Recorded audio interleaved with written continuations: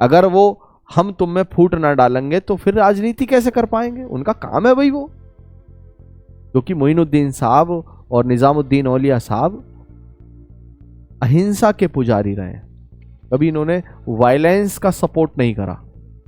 एक बार राजपूतों को दावत दी थी, अमीर खुसरो बड़े परेशान, तो निजामुद्दीन औलिया साहब ने बोले क्या बात है खुसरो, बड़े परेशान लग रहे हो? बोले परेशान क्या है? बोले हम सब तो एक जगह बैठ के खाते हैं, लेकिन राजपूत आ रहे हैं, ये सब लोग अलग अलग बैठ के खाते हैं, तो अब खाना एक जगह परोसूं या अलग अलग परोसूं, मेरे समझ में नहीं आ रही। देश बड़ा या धर्म बड़ा? तो क्या चुनोगे? देश बड़ा। धर्म डिग जाए कोई दिक्कत नहीं, देश पे आंच नहीं आनी चाहिए। तो देश का मतलब है हिंदू, मुस्लिम, सिख, ईसाई, जैन, बौद्ध, पारसी, आदिवासी, दलित, अगड़ा पिछड़ा सब एक रहे, इसका मतलब है हिंदुस्तान।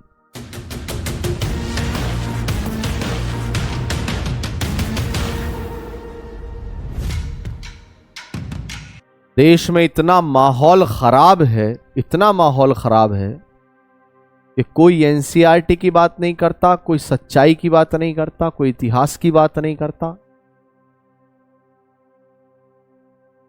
मुझे आज भी याद है कि मेरे जब पिताजी जिंदा थे तो जैसे हाई स्कूल 9th क्लास में 8th क्लास के आसपास 16-17 साल के आसपास था मैं, तो मेरे चेहरे पे पिंपल्स हो गए, दाने निकल आए। वो हार्मोन चेंज की वजह से होते हैं, हार्मोनल चेंज होता है और एंजाइम बॉडी थोड़ी डिस्टर्ब हो जाती है उस समय, पेट की वजह से। सबके ही होते हैं लगभग, ज़्यादातर थोड़े बहुत, गर्मी की वजह से आहार असंतुलित होता है उस समय। तो मैं बड़ा दुखी हो गया चेहरे पे जब दाने निकल आए मेरे।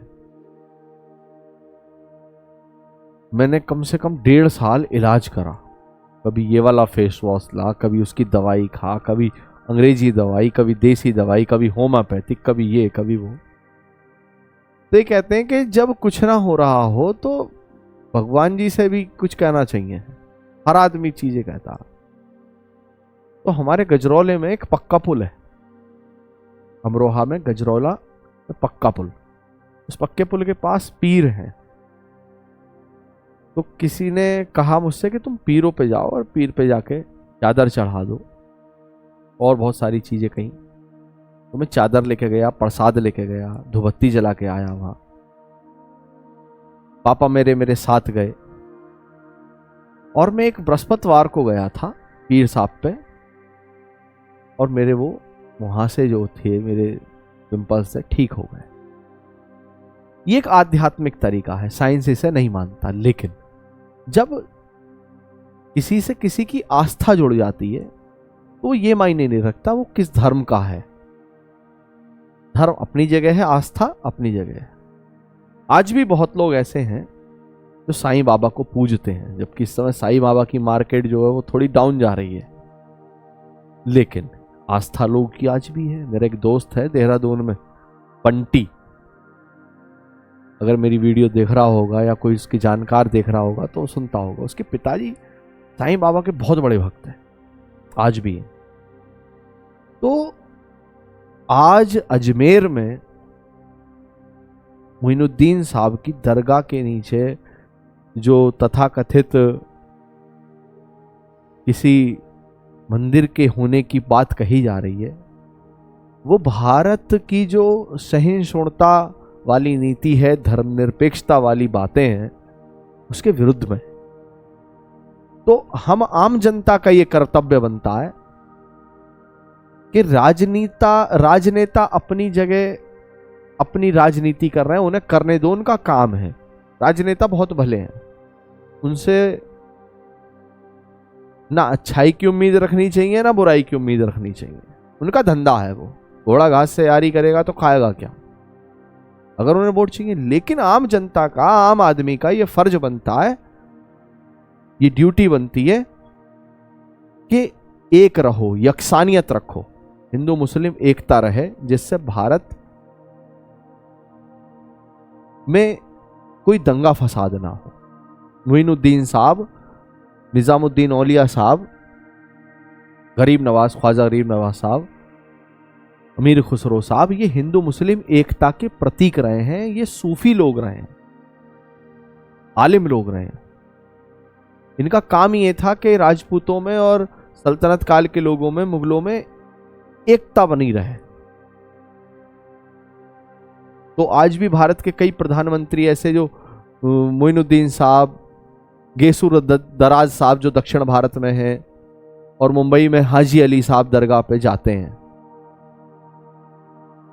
तो आम आदमी का, आम जनता का, जो समझदार लोग है भारत की जनता, जो नहीं बरगलाती, जो नहीं भटकती, उसका काम है कि पॉजिटिव रहे। और ऐसे मौके पे जब आपके दोस्ती की जड़ में कोई मट्ठा डालने की बात कहे, हिंदू मुस्लिम एकता को कोई तोड़ने की बात कहे, तो सामने आना चाहिए और एकता दिखानी चाहिए बिना हिंसा के। क्योंकि मोइनुद्दीन साहब और निजामुद्दीन औलिया साहब अहिंसा के पुजारी रहे। कभी इन्होंने वायलेंस का सपोर्ट नहीं करा। एक बार राजपूतों को दावत दी थी निजामुद्दीन औलिया साहब ने, और निजामुद्दीन औलिया साहब ने जब दावत दी तो खाना भी सब राजपूतों के हिसाब का बनवाया, राजस्थान के जो राजपूत रहे। तो उनके जो मुरीद थे, मतलब शिष्य थे, उनका नाम था अमीर खुसरो। अमीर खुसरो बड़े परेशान। तो निजामुद्दीन औलिया साहब ने बोले क्या बात है खुसरो, बड़े परेशान लग रहे हो? बोले परेशान क्या है? बोले हम सब तो एक जगह बैठ के खाते हैं, लेकिन राजपूत आ रहे हैं, ये सब लोग अलग अलग बैठ के खाते हैं, तो अब खाना एक जगह परोसूं या अलग अलग परोसूं, मेरे समझ में नहीं आ रही। तो निजामुद्दीन औलिया साहब ने जवाब दिया कि उन्हें थोड़ा असहज महसूस ना हो, इसलिए आज हम भी खाना अलग अलग खाएंगे जैसे वो खाते हैं।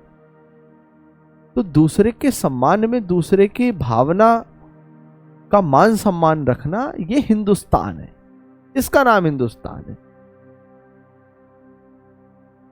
तो एकता रखें।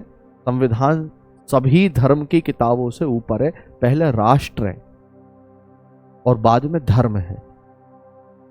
यही तो एक हिंदुस्तानी की पहचान है कि हिंदुस्तानी अपने सनातन धर्म को या अपने बौद्ध धर्म को, अपने इस्लाम धर्म को बाद में रखता है, पहले देश को रखता है।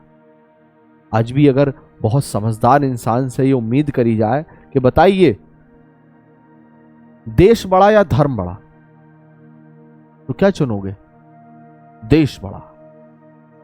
धर्म डिग जाए कोई दिक्कत नहीं, देश पे आंच नहीं आनी चाहिए। तो देश का मतलब है हिंदू, मुस्लिम, सिख, ईसाई, जैन, बौद्ध, पारसी, आदिवासी, दलित, अगड़ा पिछड़ा, सब एक रहे, इसका मतलब है हिंदुस्तान। और जनता का कर्तव्य है, कोई नेता, कोई अभिनेता हमें शांति का पाठ पढ़ाने नहीं आएगा। भेड़िए से आप उम्मीद मत रखो कि वो शाकाहारी होता है। इसलिए पढ़ो, ज्ञानी बनो। जो विद्वान लोग हैं उनकी किताबें पढ़ो। गुलामगिरी है, ज्योतिबा फूले की किताब है।